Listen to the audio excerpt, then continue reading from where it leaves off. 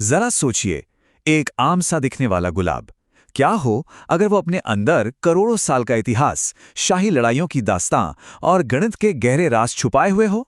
तो चलिए आज इसी फूल की अनसुनी दुनिया में चलते हैं और इसकी परतों को एक एक करके खोलते हैं। हम सबके लिए गुलाब क्या है? खूबसूरती, प्यार का इजहार, है ना? पर क्या इसकी कहानी बस इतनी ही है? सच तो यह है कि यह सवाल ही हमें एक ऐसी दुनिया के दरवाजे पर ले आता है जिसके बारे में शायद ही किसी ने सोचा होगा। 3.5 करोड़ साल। जी हाँ, बिल्कुल सही सुना। फॉसिल्स मतलब जीवाश्म ये बताते हैं कि गुलाब इस धरती पर तब से है जब हम इंसान तो कहीं थे ही नहीं। तो ये कोई नाजुक सा पौधा नहीं है, ये तो समय को मात देने वाला एक असली योद्धा है। तो चलिए सबसे पहले गुलाब के इसी पहलू की बात करते हैं कि आखिर ये करोड़ों सालों से इस धरती पर टिका कैसे हुआ है और इसने क्या क्या नहीं देखा होगा। सही मायनों में ये फूल एक लिविंग फॉसिल है और इसकी दीवानगी उसका तो आलम ये था कि पुराने रोम में सम्राट अपनी पार्टियों में मेहमानों के चलने के लिए गुलाब की पंखुड़ियों के कालीन बिछवा देते थे। और हाँ, इसकी नाजुक खूबसूरती पर बिल्कुल मत जाइएगा, क्योंकि इसकी जो जंगली किस्में हैं ना, वो बर्फीले तूफान और भयंकर सूखे तक को झेल जाती हैं। तो ठीक है, ये तो समझ आ गया कि गुलाब बहुत पुराना है, पर क्या ये स्मार्ट भी है?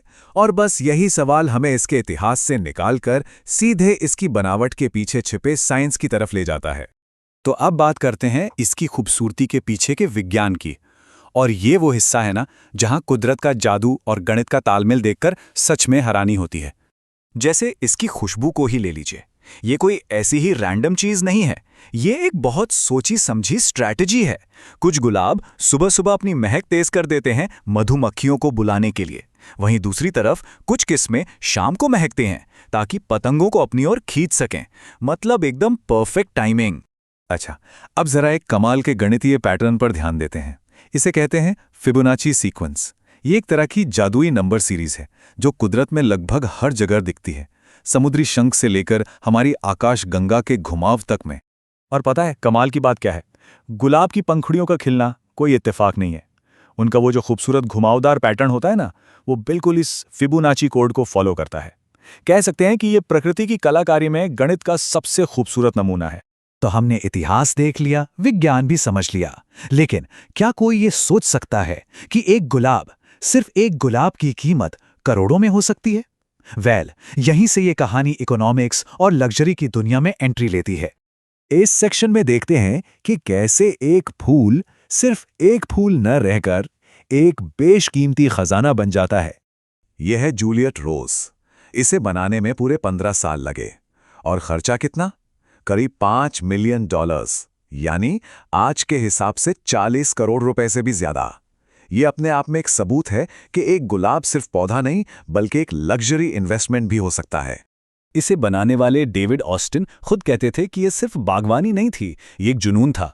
सोचिए, एक परफेक्ट फूल को बनाने के लिए 15 साल का सब्र और डेडिकेशन। चलिए अब कहानी में एक और गहरा मोड़ आता है। अब बात करते हैं गुलाब के उस पहलू की जो रहस्यों, सत्ता और संघर्ष से जुड़ा हुआ है। एक पुरानी लैटिन कहावत है, सब रोजा। इसका सीधा सा मतलब है रोज के नीचे। पुराने रोम में अगर किसी मीटिंग रूम की छत से गुलाब लटका दिया जाता था तो ये एक सिग्नल होता था। इसका मतलब था कि इस गुलाब के नीचे जो भी बात होगी वो हमेशा हमेशा के लिए एक राज रहेगी। लेकिन गुलाब सिर्फ राज ही नहीं रखता, इसने तो सत्ता के लिए भयानक युद्ध भी देखे हैं। इंग्लैंड के इतिहास में एक बहुत मशहूर लड़ाई हुई थी, the war of the roses. ये दो राजघरानों के बीच की जंग थी। एक का सिंबल था लाल गुलाब और दूसरे का सफेद गुलाब।